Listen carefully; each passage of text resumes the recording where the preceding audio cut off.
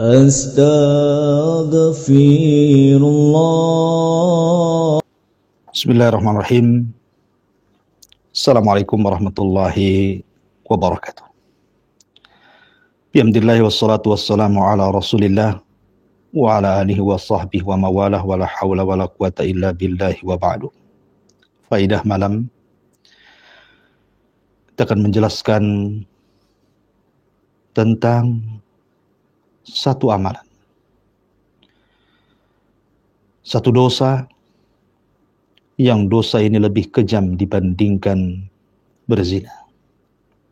Dosa apa ini?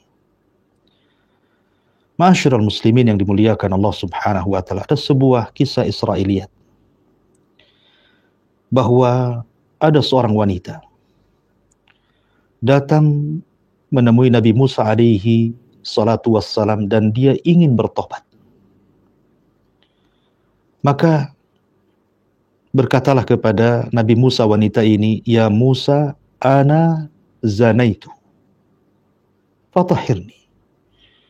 Wahai Musa, saya wanita berzina, maka bersihkanlah. Aku ingin bertobat kepada Allah Subhanahu wa taala. Aku sudah berzina bahkan mengandung. Ketika aku melahirkan anakku, aku benci. Faqataltuhu, aku pun bunuh dia. Maka Musa mengatakan, "Ma hadzal amal azim alladhi fa'alti." Ini amal apa? Amal yang sangat besar, dosa yang sangat besar yang kau lakukan. Maka Musa emosi, marah dan mengatakan, "Ukhruji min hahuna qabla an yanzilallahu alaina naran minas sama bisababi ma fa'alti." Maka Musa mengatakan, "Keluar engkau sebelum Allah turunkan dari langit api yang akan menyambar kemari dengan sebab perbuatanmu yang keji itu." Maka wanita ini pun kemudian keluar meninggalkan Nabi Musa.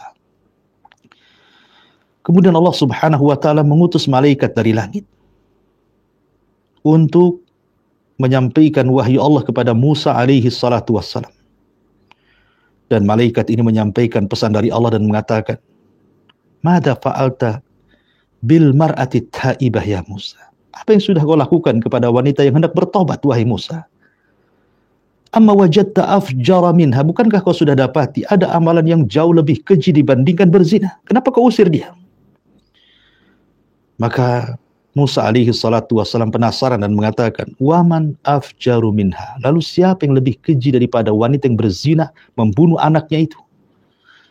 Maka malaikat ini mengatakan, "Tarikus shalah amidan muta'ammidan amaluhu a'zam mimma fa'alat atau mimma amilat hadhil mar'atu." Orang yang meninggalkan salat secara sengaja dan disengaja, amalnya jauh atau dosanya jauh lebih besar dibandingkan amalan wanita tersebut yang sudah berzina, hamil, melahirkan, kemudian membunuh bayinya. Ma'asyiral muslimin yang dimuliakan Allah Azza wa Jalla, kisah ini masyhur. Akan tapi sekali lagi, kita tidak bersandar kepada kisah yang tidak bersanad. Islam adalah agama yang bersanad dari Quran dan juga sunnah. Dan ini kisah Israiliyat. Tidak terdapat dalam kitab-kitab sunnah. Tapi kisah ini masyhur. Anggaplah kisah ini tidak bersanad. Dan kisah ini lemah. Tidak bisa kita jadikan hujah. Tapi bahaya meninggalkan salat itu ma'ruf. Nasnya dalam Al-Quran. Bagaimana Nabi SAW mengancam orang-orang yang mereka meninggalkan salat. Di mana Allah Subhanahu wa taala akan padamkan cahaya pada hari kiamat. Kata Nabi SAW, "Man hafadha 'alaiha kanat lahu nuran wa burhanan wa najatan yaumal qiyamah. Wa man lam yuhafid 'alaiha lam yakun lahu nurun wala burhanun wala najatun wa yaumal qiyamati ma'a Qarun wa Fir'aun wa Haman wa Ubay ibn Khalaf." Kata Rasul, barang siapa yang menjaga salat 5 waktu, maka Allah akan berikan cahaya, akan Allah berikan bukti dan keselamatan. Kapan? Pada hari kiamat. Tapi siapa yang tidak menjaga salatnya, maka akan dihilangkan cahayanya, akan dihilangkan buktinya, dan tidak akan mendapatkan keselamatan Dan pada hari kiamat dia akan dikumpulkan bersama Qarun, bersama Fir'aun, bersama Haman, dan bersama Ubay ibn Khalaf. Kenapa orang yang meninggalkan salat akan dikumpulkan bersama orang-orang jahat seperti ini? Siapa yang tidak kenal Qarun? Orang yang durhaka kepada Allah dan Rasulnya, sehingga Allah katakan, فَخَسَفْنَا بِهِ وَبِدَارِهِ الْأَرْضَ. Kami tenggelamkan Qarun dan seluruh kekayaannya ke dasar bumi. Ya, karena di antara penghalang salat adalah sibuknya dengan harta, berniaga seperti Qarun, yang tadinya seorang yang saleh, ahli baca kitab Taurat, suaranya indah dipuji Bani Israel, ketika disibukkan dengan dunia, dengan hartanya, akhirnya lalai, kemudian berakhir dengan melawan Allah dan Rasulnya, dan Allah pun tenggelamkan karena dilalaikan dari ibadah kepada Allah Subhanahu wa ta'ala. Kemudian bersama Fir'aun, manusia pengaku Tuhan. Tidak ada kejahatan yang lebih jahat dibandingkan orang yang mengatakan ana rabbukumul a'la. Orang yang salat, orang yang meninggalkan salat akan dikumpulkan bersama Fir'aun. Kenapa? Karena di antara yang melalaikan salat bukan hanya kekayaan yang melimpah, tetapi juga karena kekuasaan. Sibuk, takut kekuasaannya hilang, sehingga sibuk ngelobi sana kemari, mengurus dengan kekuasaannya sehingga lupa ibadah. Seperti Fir'aun, yang Allah Subhanahu wa ta'ala katakan, fa'aghraqna, dan kami tenggelamkan Fir'aun bersama tentaranya. Kenapa? Karena kekuasaan sudah melalaikan dan melupakan dirinya kepada Allah dan Rasulnya. Kemudian akan dikumpulkan dengan Haman, Perdana Menterinya, yang sibuk menjilat penguasa sehingga lupa ibadah. Dan di antara terlalaikan salat adalah orang-orang yang menjadi penjilat para penguasa, para menteri, yang mereka sibuk supaya mempertahankan jabatannya sehingga lupa kepada Allah dan Rasulnya, yang ada di benaknya bagaimana dia tetap bertahan di atas kedudukannya. Kemudian Ubay bin Khalaf, seorang peniaga, sibuk jalan sana, jalan sini, berniaga sana, berniaga sini, berjualan sana, berjualan sini, sehingga lupa diri kepada Allah Subhanahu wa ta'ala karena ingin terus menambah kekayaannya. Ma'asyiral muslimin yang dimuliakan Allah Subhanahu wa ta'ala, maka saya nasihatkan, sampai kapan Anda meninggalkan salat? Umar bin Khattab radhiyallahu anhu menganggap orang yang meninggalkan salat la hadza fil Islam, tidak ada bagian dalam Islam. Bagaimanapun salat itu bagian tiang, bagaikan tiang dalam sebuah tenda. Kalau saya analogikan seperti ini, ada tenda, pasaknya ini zakat, puasa, haji, tiang tengahnya ini salat. Kalau pasak tercabut, tenda tidak akan roboh. Pasak kedua tercabut, tenda tidak akan roboh. Pasak ketiga tercabut, tenda tidak akan roboh. Kalau pasak menancap kemudian tiang yang roboh, tenda akan roboh. Begitulah salat dalam Islam, akan merobohkan agama. Makanya wajar kalau Nabi SAW mengatakan al-ahdu bainana wa bainahumus salatu faman tarakah faqad kafar. Perbedaan kita dengan orang-orang kafir itu di salat.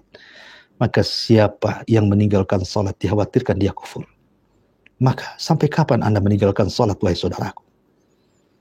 Ma'asyiral muslimin yang dimuliakan Allah Subhanahu wa ta'ala, sampai-sampai Allah Subhanahu wa ta'ala menyediakan neraka khusus yang disebut dengan Saqar. Ketika Allah bertanya kepada para penduduk Saqar itu, masalakakum fi Saqar? Apa yang membuat Anda masuk ke neraka Saqar? Lihat jawaban yang pertama, lam nakum minal musallin, kan aku tidak pernah salat. Sampai Allah sediakan satu neraka bagi orang-orang yang mereka meninggalkan salat. Oleh karena itulah ma'asyiral muslimin, salatlah ibadah yang luar biasa. Diwajibkan di langit, berbeda dengan ibadah yang lain diwajibkan di bumi. Diperintah langsung oleh Allah tanpa perantara Jibril, berbeda dengan ibadah yang lain harus lewat perantara Jibril. Rasul diundang sampai ke langit. Dan turun membawa ibadah yang sangat agung, yang sangat mulia. Amalan yang pertama kali dihisab pada hari kiamat. Kata Nabi SAW, awal man yuhasabu bihil abdu yawmal qiyamah salatuhu. Yang pertama kali dihisab pada hari kiamatlah salatnya. Maka barang siapa yang baik salatnya, maka dianggap baik semua amalnya. Barang siapa yang buruk salatnya, maka tidak dianggap, walaupun Anda ahli sedekah, ahli puasa, ahli haji, Anda banyak berzikir, tapi kalau Anda meninggalkan salat, sia-sia semua amalannya. Oleh karena itulah maka sampai kapan Anda meninggalkan salat? Ma'asyiral muslimin yang dimuliakan Allah Subhanahu wa taala. Kita tahu bahwa salat adalah kunci orang masuk ke dalam surga. Makanya wajar kalau Nabi Shallallahu Alaihi Wasallam di akhir ajalnya hanya 2 perkara yang diwasiatkan akhir nafasnya. Kata Nabi Shallallahu Alaihi Wasallam, as-salatu shalah wa ma malakat aimanukum.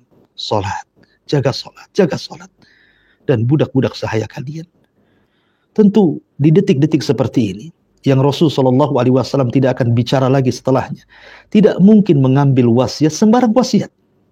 Kalau memang wasiat ini tidak penting bagi kehidupan manusia, tentu Rasul akan memilih wasiat terindah, terbaik, termulia. Makanya Nabi Shallallahu Alaihi Wasallam mengatakan as-salatu shalah, as-salatu shalah, jaga salat, jaga salat, jaga salat. Sehingga sampai kapan Anda meninggalkan salat? Ma'asyiral muslimin yang dimuliakan Allah Azza wa Jalla. Oleh karena itulah maka orang yang selalu meninggalkan salat bukan hanya di akhirat sudah jelas terancam dengan neraka sakor di dunia.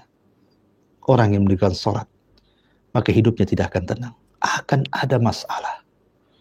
Masalah ekonominya, masalah keluarganya, masalah pergaulannya. Tidak akan berhenti. Selesai masalah ini timbul masalah yang lain. Selesai masalah ini timbul masalah yang lain. Makanya Rasul menjadikan salat itu tempat istirahat. Ya Bilal arih Nabi salat. Wahai Bilal, kita istirahat dengan salat. Karena Rasul tahu. Bahkan ada seorang syekh bercerita. Ada orang yang Allah limpahkan kekayaannya luar biasa. Tidak akan habis hartanya walaupun 7 turunan. Tapi hidupnya tidak pernah bahagia. Datanglah dia kepada syekh mengadu. Kenapa kehidupannya tidak bahagia? Banyak masalah. Kata syekh, apakah Anda selama ini sholat? Dia mengatakan tidak. Kata syekh, sholatlah. Kujamin. Tidak akan lama, kau akan merasakan kenikmatan yang luar biasa. Akhirnya dia pun sholat. Selesai sholat dia datang lagi pada syekh dan mengatakan, ya syekh, aku tidak pernah mendapatkan ketenangan setenang ini. Padahal hartaku melimpah, keluargaku tercukupi.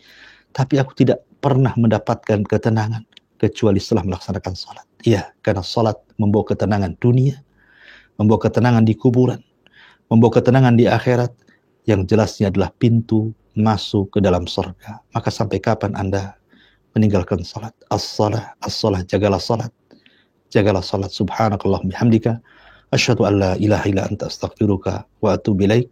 Allahu ta'ala alam. Assalamualaikum warahmatullahi wabarakatuh.